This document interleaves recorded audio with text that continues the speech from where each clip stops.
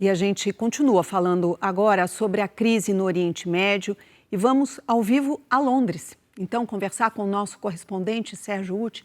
Sérgio, uma boa noite para você.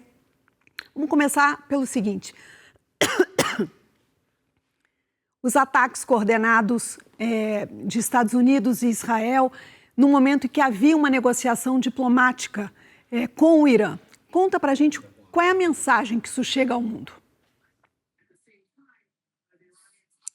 Pois é, Simone, boa noite a todo mundo. O mundo está dividido nesse momento, Simone, entre aqueles que apontam que havia uma negociação em curso e que foi um ato ilegal de acordo com as leis internacionais. Antes de mais nada, porque não houve uma aprovação do Conselho de Segurança das Nações Unidas, não houve sequer uma aprovação do Congresso dos Estados Unidos, como teve, por exemplo, George Bush, quando decidiu invadir o Iraque, com o apoio, inclusive, de uma coalizão de outros países. Mas há outros governos que apontam que o governo do Irã era ilegítimo, que comandava uma campanha muito brutal contra a oposição, inclusive matando milhares de manifestantes e apoiando milícias na região, como os Houthis no Iêmen e o Hezbollah no Líbano. Agora, tem a questão do programa nuclear. Ainda há um grande ponto de interrogação sobre se esse ataque apenas atrasa ou inviabiliza de vez o programa nuclear. E aí vai depender de quem vem por aí, Simone. Agora, Sérgio, o presidente Donald Trump anunciou há pouco a morte do líder supremo do Irã, o Ali Khamenei. O que representa para o regime essa morte, se confirmada? E o regime não era só sustentado pelo Ali Khamenei, né?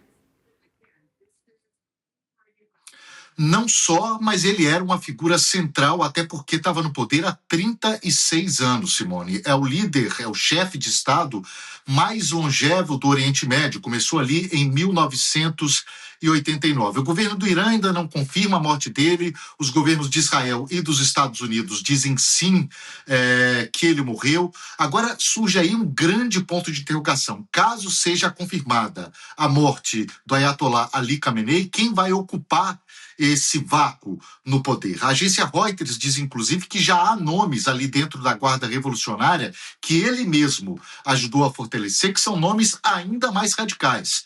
E se esse vácuo de poder ele for ocupado por esses nomes mais radicais, isso não resolveria o problema, só pioraria. Sem dúvida. Agora, você precisamente acabou de sair de uma cobertura exaustiva de uma guerra na Ucrânia e é um dos correspondentes internacionais, sem dúvida nenhuma, mais experientes nesse tipo de trabalho. O mundo se vê agora mergulhado mais uma vez em um conflito com relatos de mortes militares, mas também de mortes de civis. E a gente sabe que uma guerra, ela começa, mas a gente nunca sabe a hora em que ela vai acabar. E que inocentes, infelizmente, morrem pelo caminho. Você é testemunha disso.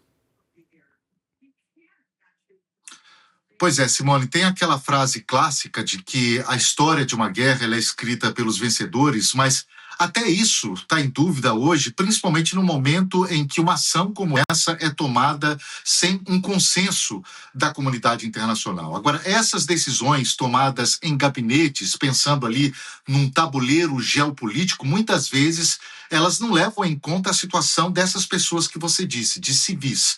São pessoas, e aí eu não estou falando apenas das pessoas que morrem, que estão morrendo, que vão morrer, daquelas que ficaram feridas, mas também daquelas que ficam e que vão ser profundamente afetadas pelo quadro que vai ficar, seja em qual país elas estiverem.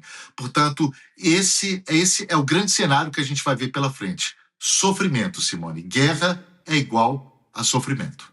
Sem dúvida. Sérgio, muito obrigada pela sua participação hoje aqui conosco, logo na abertura do SBT Brasil. Que sorte tem o telespectador do SBT Brasil em contar com a sua explicação, com a sua análise nesse momento tão difícil do mundo. Muito obrigada e agora vai descansar.